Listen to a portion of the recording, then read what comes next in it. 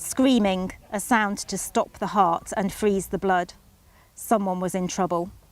Daniel ran, afraid of what he would find, but determined to save the poor creature that suffered so. The noise came towards him at full pelt, inside a tiny frame, all flying limbs and flapping hair.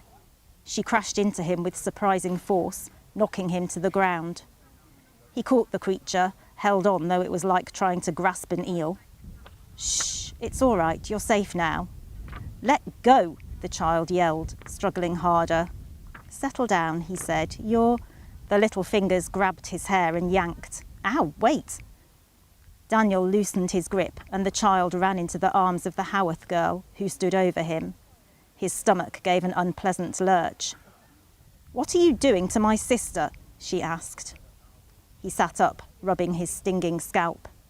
"You're better to ask what she's doing to me." "Were you stealing her?" He could not tell whether it was sunlight or witchery that lit her eyes. He stood, scrambled to his feet, ready to run if need be. "I thought she was hurt, the poor thing. I was trying to help." The poor thing snarled at him from the protection of her sister's arms.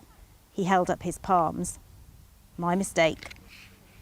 She watched him over the top of the child's head, her eyes startling dark blue, bright against her dirt-smudged skin. The wind snatched the untamed tangle of hair from her face. There was an unexpected sweetness to the curve of her jaw, a slant to her lips that might have been mocking or friendly. "Well, I'll leave you be." He meant to walk away, but did not move. She seemed no more than a girl, but they were about some heathen ritual, perhaps.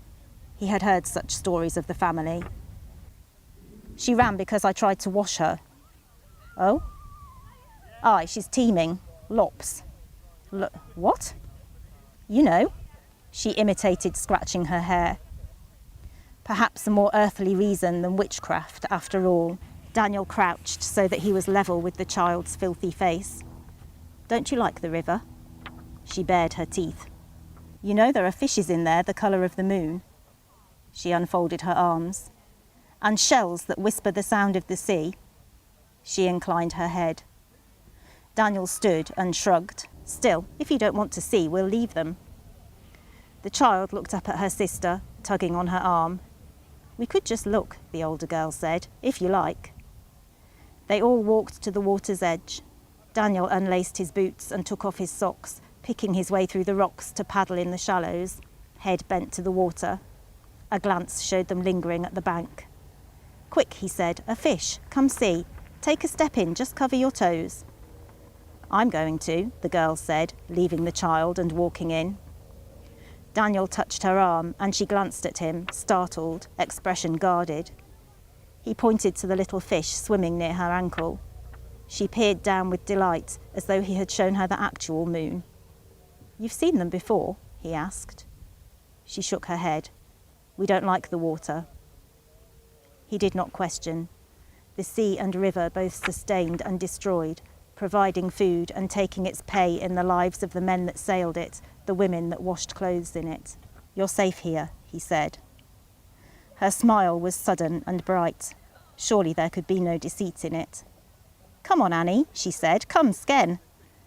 The child paddled in, petticoat dangling in the water.